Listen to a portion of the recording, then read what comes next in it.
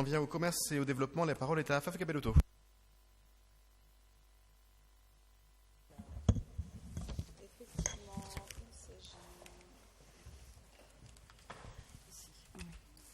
Il s'agit premièrement du dispositif Paris Commerce et donc du compte-rendu de l'activité annuelle. Donc ça relate toutes les actions dans le Paris Commerce, que ce soit le GIE, que ce soit le contrat de recommunication d'activité commerciale. En ce qui nous concerne, on est plutôt concerné par ce qu'on appelle le contrat d'organisation d'activité commerciale. Et par le GIE, donc tout ce qui est contrat de communication commerciale, on commence à avoir déjà les premières préemptions. Il s'agit d'une enveloppe globale sur Paris pour pouvoir préempter des murs de commerce et de pouvoir soit maintenir l'activité en permettant une restructuration du local et des travaux améliorant le local pour les activités existantes qui sont intéressantes, ou une reprise en main complète du local et une commercialisation avec de nouveaux commerçants, des commerces qui sont souhaités, de type librairie, commerce de proximité, commerce de bouche. Et donc, on a déjà 3-4 locaux, un 5e qui doit être aussi préempté bientôt sur le 18e arrondissement. Donc, on est vraiment sur les prémices, donc plutôt encore dans les négociations d'achat, dans les actes notariés et bientôt les premières coup de pioche, du moins de travaux, pour pouvoir arriver à commercialisation.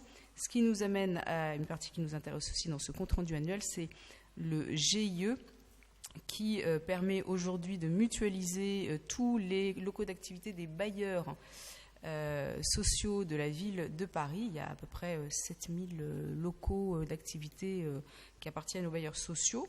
Pas tous vacants, mais quelques centaines qui sont vacants sur Paris. Et en ce qui nous concerne, on a donc pu pérenniser notre commission pied d'immeuble qui nous permettait de mutualiser sur le 18e arrondissement les locaux vacants et de permettre donc une meilleure distribution à travers une étude et de commercialité et de flux pour pouvoir occuper ces locaux de façon intelligente en fonction de ce que souhaitent les commerçants, les riverains, et donc de permettre l'installation de commerces souhaités et souhaitables, ainsi que des associations et d'autres activités à ces commissions qui existent encore dans le 18e, mais dans le cadre du GIE, sont présents Jean-Philippe Davio pour l'activité commerciale et ceux qui le souhaitent, mais également les associations de commerçants, les riverains, les conseils de quartier, la CCIP, la CMA. Donc voilà, il s'agit spécifiquement de rendre compte du compte-rendu annuel d'activité et de l'approuver. Merci beaucoup Afaf pour cette présentation de compte-rendu. Je rappelle, mais personne ici ne l'a oublié, mais je le redis, que le GIE Paris Commerce, il a été inventé ici en fait. Et que c'est sur la base de ce que nous avions monté, Afaf et Daniel Vaillant, que la ville de Paris a pris en charge cette question et c'est une très grande fierté pour nous. Pas de difficulté, j'imagine, unanimité. Daniel Prémel, pardon, excuse-moi. Juste rapidement pour dire qu'effectivement, la naissance du GIE a permis aussi aux bailleurs sociaux un appui réel pour travailler sur les pieds d'immeubles et en même temps sur les commerces et de mettre en place une véritable cohérence, surtout sur les commerces nouveaux d'alimentation. Et je crois qu'il faut qu'on continue cette dynamique-là, en particulier sur la rue Philippe de Girard. Merci beaucoup. Pas de difficulté. Laurent Cadec. Merci, Monsieur le maire. Juste une petite interrogation. Est-ce qu'il serait pertinent d'avoir une fusion des deux guichets CMAEST et GIE Paris, pour être plus simple? Afaf. Alors, c'est pas une fusion qui pourrait être envisagée puisqu'ils ne font absolument pas la même chose. Ce sont deux entités qui ont une activité qu'on pourrait dire de complémentaire. Le GIE exploite vraiment les possibilités, les opportunités des bailleurs sociaux en termes de pieds d'immeuble. La CMAEST a une expertise plus profonde en termes de commercialisation et a ses propres locaux. Donc vient aussi se substituer parfois aux bailleurs qui vont céder à la CMAEST des locaux dans un but à moyen et long terme de pouvoir recéder ces locaux-là, puisque l'idée, c'est pas vraiment de les acquérir en propre, mais de pouvoir lancer une dynamique commerciale et de pouvoir céder ces locaux à des propriétaires ou propriétaires actuels ou qui viendraient. Donc vraiment de pouvoir lancer une dynamique commerciale. Il y a une complémentarité, ils travaillent ensemble, puisque les locaux de la CMS font partie du GIE et le GIE promeut certains candidats auprès de la CMS et vice-versa. La CMS peut venir aussi en complément en termes d'expertise, quand on a de bons candidats mais qui ont des problématiques de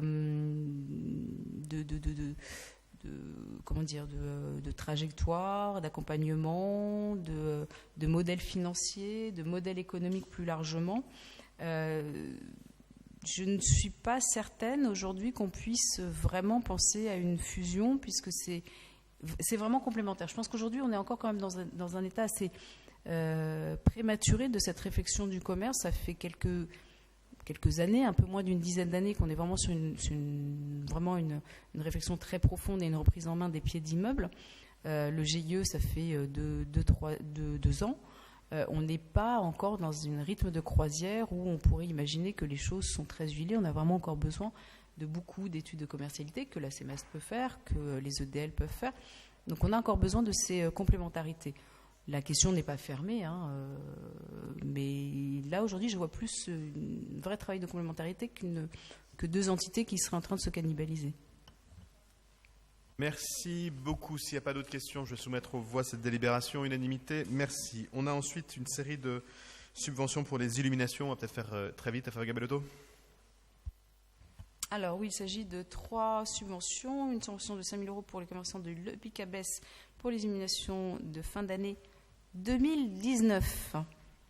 Monsieur Honoré, c'est pour vous. Je vous laisse réfléchir. Donc pour les illuminations de fin d'année 2019, je le répète parce que c'est quand même relativement rare pour que je puisse le répéter plusieurs fois, ainsi que l'association commerciale initiative d'Enrémont pour les fêtes de fin d'année 2019 et l'association de commerçants La Marque Colincourt avec les nouvelles trois jeunes femmes qui sont les nouvelles présidentes de l'association La Marque Colincourt, je ne saurais les citer, mais qui succèdent à Mme Ferré pour les illuminations de 17 000 € pour les fêtes de fin d'année 2019. Comme quoi, il est possible de pouvoir payer relativement tôt, à condition que les associations fassent leurs demandes en temps et en heure et de façon complète. C'est possible.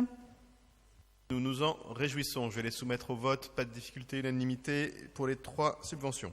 Enfin, indemnité pour des kiosquiers.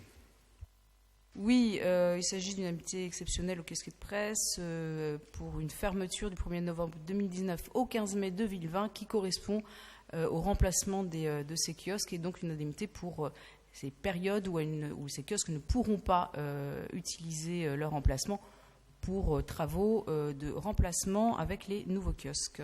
Et donc, en ce qui nous concerne, il s'agit de 2 kiosques et le montant de 200 000 € est un montant global parisien. Parfait, merci beaucoup, pas de difficulté, unanimité.